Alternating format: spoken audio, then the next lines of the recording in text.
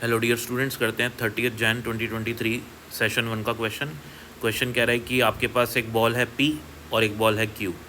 दोनों के same mass है, दोनों का मास mm मान लेते हैं, और ये एक क्वार्टर सर्कल का एक हिस्सा है 1/4, उस पर रखी गई हैं। स्मूथ सरफेस है, कोई फ्रिक्शन नहीं है, कोई एनर्जी का लॉस नहीं होगा। इसकी रेडियस है 20 सेंटीमीटर। जब इस P वाली बॉल को यहाँ से रिलीज़ किया जाता है रेस्ट, तो ये गोल घूमती हुई नीचे आती है और इसको हिट करती है Q वाली बॉल को। जब वो Q वाली बॉल को हिट करती है तो Q वाली बॉल की वेलोसिटी क्या होगी, ये हमको पता लगाना है। तो यहाँ पे कोई एनर्जी का लॉस तो हो नहीं रहा, तो सिस्टम की जो इनिशियल एनर्जी होगी बेटा वही फाइनल एनर्जी के बराबर होगी। तो अब मैं इसको अगर ग्राउंड लेवल मान लूँ तो ये वाली बॉल कुछ h हाइट ऊपर है, ये h कितनी है, ये 20 सेंटीमीटर है, ठीक है। तो टोटल इनिशियल एनर्जी कितनी है, सिर्फ पोटेंशियल एनर्जी है, क्योंकि ये भी रेस्ट पे ये भी रेस्ट पे, तो काइनेटिक तो है नहीं किसी के पास, और इसके पास सिर्फ पोटेंशियल है, तो टोटल इनिशियल एनर्जी हो जाएगी potential energy. Total final energy मतलब ये वाली बॉल जब यहाँ पे आएगी तो इसकी एनर्जी, इसकी हम मान लेते हैं कि ये जो P वाली बॉल है, इसकी P वाली बॉल की स्पीड हो जाती है, अपन मान लेते हैं P वाली बॉल की स्पीड हो जाती है v बिफोर कोलिजन। ये P वाली बॉल है, ठीक है। तो इसकी स्पीड हो जाती है v और मास तो m ही रहेगा, तो क्योंकि ग्राउंड पे आ गई तो पोटेंशियल एनर्जी तो खत्म होगी इसकी, और काइनेटिक हो जाएगी हाफ mv²। m से m कैंसिल हो जाएगा, सॉल्व करेंगे तो इस वाली बॉल की वेलोसिटी यहाँ पे आने पे हो जाएगी √2gh, ठीक है। और अगर हम वैल्यू पुट करेंगे तो वैल्यू हो जाएगी 2 मीटर पर सेकेंड। अब क्या होगा, जब ये P वाली बॉल इस सेम बॉल से कोलाइड करेगी, और हमको क्वेश्चन में गिवन है कि P वाली बॉल Q के साथ जब कोलाइड करती है तो ये जो कोलिजन होता है ये इलास्टिक कोलिजन होता है। इलास्टिक कोलिजन का मतलब E बराबर होता है 1।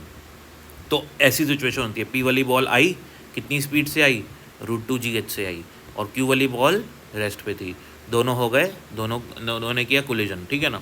कोलिजन के बाद क्या होगा, दोनों की velocities, when two similar balls collides elastically head on velocities are swapped. ये कॉन्सेप्ट मैं आपको सिखा देता हूँ। ये क्या कॉन्सेप्ट है, अगर दो सिमिलर बॉल्स यानी कि दो बॉल्स जिनका मास सेम है हेड ऑन इलास्टिक कोलिजन करते हैं, तो आफ्टर कोलिजन क्या होता है, दोनों की वेलोसिटी स्वैप हो जाती है। मतलब जो वेलोसिटी इसके पास है वो इसके पास चली जाएगी कोलिजन के बाद, और जो इसके पास है वो इसके पास चली जाएगी, ठीक है ना, इंटरचेंज हो जाएगी।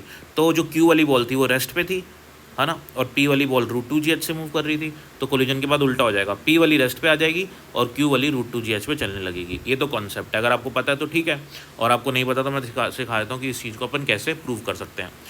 क्योंकि हमको पता है इलास्टिक कोलिजन के अंदर E बराबर 1 होता है। E की डेफिनेशन क्या होती है, velocity of separation upon velocity of approach, ठीक है। अब यहाँ मैं क्या करता हूँ, E की वैल्यू क्या हो गई, 1 हो गई, ठीक है ना। इलास्टिक कोलिजन के लिए E की वैल्यू 1 होती है, तो इसका मतलब वेलोसिटी ऑफ सेपरेशन और वेलोसिटी ऑफ अप्रोच ये दोनों इक्वल हो जाएंगे, ठीक है।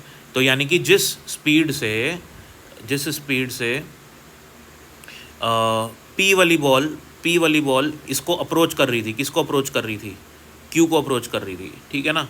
उसी स्पीड से Q वाली बॉल P को क्या करेगी, P से सेपरेट होएगी।